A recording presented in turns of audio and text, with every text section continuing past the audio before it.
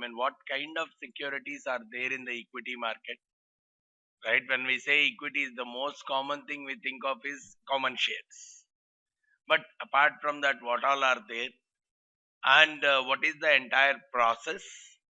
That entire aspect of the theoretical aspect of the equity securities is what we are going to look at in this session. So to start with, see, when we talk about equity shares, we talk about these many varieties. There is a common share, or there are some callable shares, there are puttable shares, there are preference shares, there are cumulative preference shares, there are participating preference shares. There are so many variants in terms of the shares itself. Whenever we talk about, the most common things we always talk about are either the common shares or the preference shares. These are the two common things which we come across.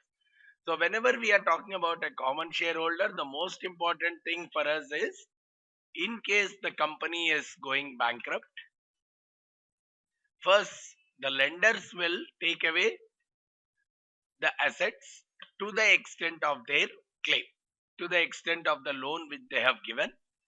The lenders will have a take on the assets of the company. Anything which is left over is what is being taken over by the equity investors. That's where we always say equity investors have a residual claim. In case the company is winding up, or in case the company has gone bankrupt, or in case the company want to shut down, the amount that the equity investors will typically get is nothing but whatever is that portion of assets that is left over. That's where we always use this word, right? Assets equal to liabilities plus owner's equity, the balance sheet equation. See, liabilities are all something which are taken by others. Assets are everything which the company is, the monetary worth of what the company is having. So the difference between these two is what the equity investors are going to get, right?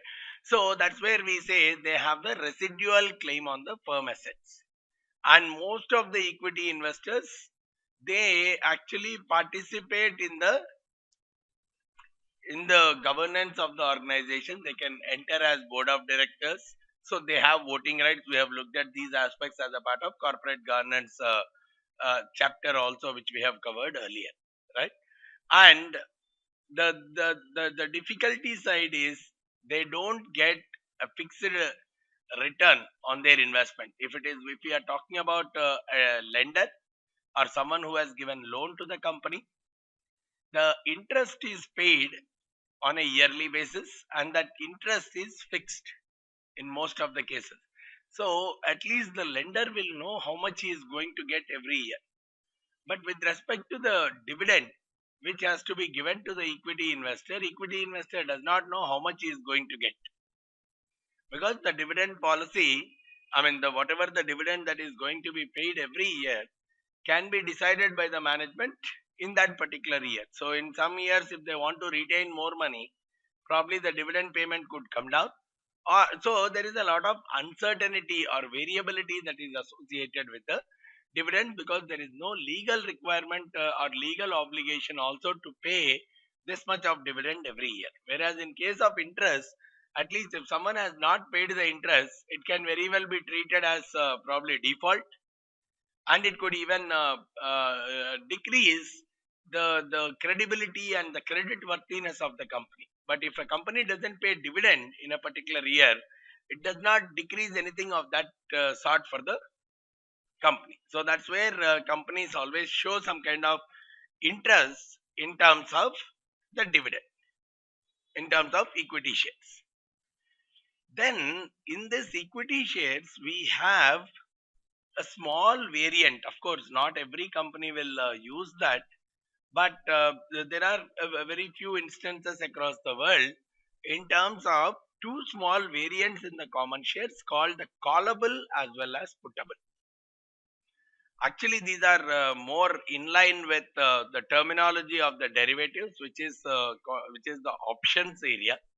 Callable is something which can be called back, the shares which can be called back, which is like a buyback of the shares, and puttable is the shares which can be sold back. So whenever we say callable,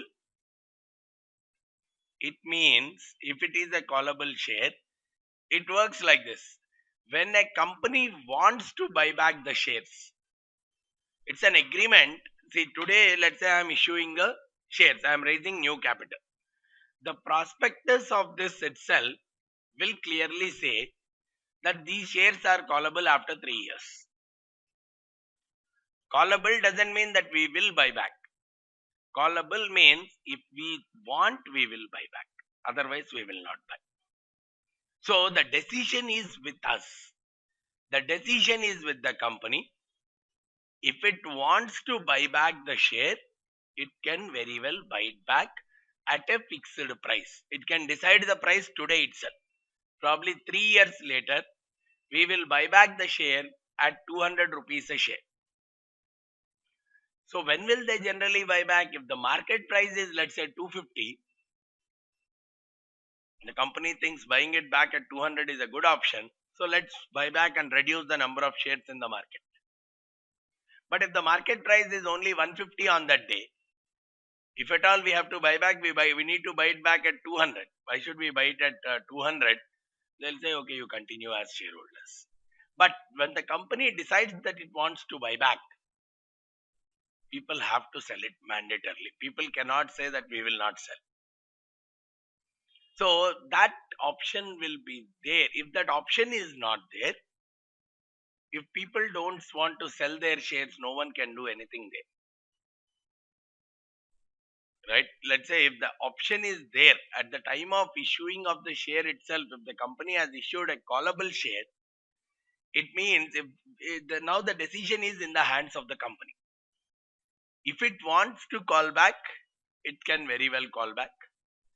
But if that option was not given at the time of issue of the share, it means, okay, if the company still wants to call back, the shareholders need to agree for that. If you have to make your shareholders agree for that, probably you may have to give some kind of premium or something for them. You may have to pay a premium or something so that you can call it back. But if you have issued a callable share, you can call it back at the price you have decided at the time of issue itself. That's an advantage. So callable shares always have the benefit of issuer, not the investor. Right? Because the company can call back whenever it wants. Not the investor can decide. Whereas the puttable share is the other side. It gives the investor the right to sell off whenever he wants. Right? So that's where you don't find many companies issuing puttable shares at all.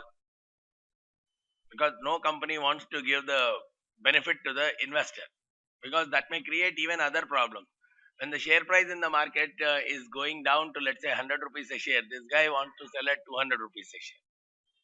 It even creates the company to even more fall drastically. Only some companies, especially in their very initial stages, if they want some good capital, they give these kind of benefits. But no established company can think of giving a puttable share at all. Right? Because it gives you an option to sell your share at a fixed price. That too you can decide. So they will always use that option when the market price has gone drastically down, so that they can still sell it at such a high price. That is the characteristic of a puttable share. And then we have also talked earlier also in terms of preferred stock. Preferred stock also, there is no maturity period. Forever it can go on, just like your equity share. May or may not. For a preferred stock, it can either, in general, it does not have a maturity period, but it can get converted again. Or, let's say a private equity investor, he generally takes a preferred stock